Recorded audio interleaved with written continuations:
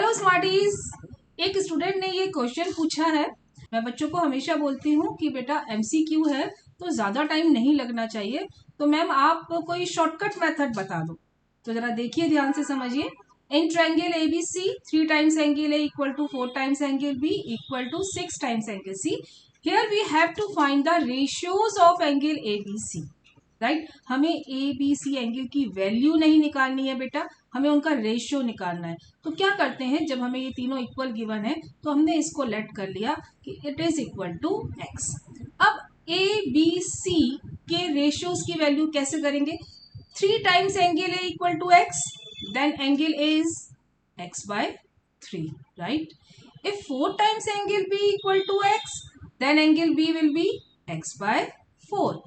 6 times angle C equal to x, then angle C will be x by 6. यहाँ पर ratio sign आएगा। Okay, अब आगे देखो। रेशियो में हम किसी भी नंबर से मल्टीप्लाई कर सकते हैं और किसी भी नंबर से डिवाइड कर सकते हैं। तो जब हम x से डिवाइड करेंगे तो ये सारे x कैंसिल हो जाएंगे। अच्छा, अब डिनोमिनेटर खत्म करना है तो क्या काम करना चाहिए?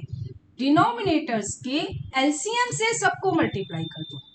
तो 3, 4, 6 इन तीनों का एलसीएम कितना होगा? 12। अब आप कहोगे मैडम इसकी कोई शॉर्ट ट्रिक? देखो, सबसे बड़ा नंबर क्या है? 6। अब 6 3 की टेबल में आता है बट 4 की टेबल में नहीं आता, तो 6 का नेक्स्ट मल्टीपल देखो, 6 2 जा 12। और मैंने देखा 12 3 की टेबल में भी आता है और 4 की टेबल में भी आता है, तो तुरंत समझ में आ गया कि एलसीएम क्या होगा? 12। अब देखो बेटा, सबको 12 से मल्टीप्लाई करना है, राइट?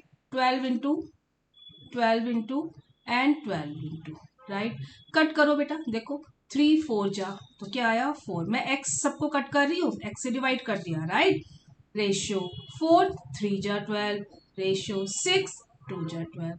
हो गया सब? Answer is 4:3:2। B option is right. जल्दी हुआ ना? मैंने आपको समझाया इसलिए थोड़ा सा टाइम लगा, लेकिन अगर आप इसको शॉर्टकट मेथड से करोगे तो बहुत जल्दी सॉल्व हो जाएगा।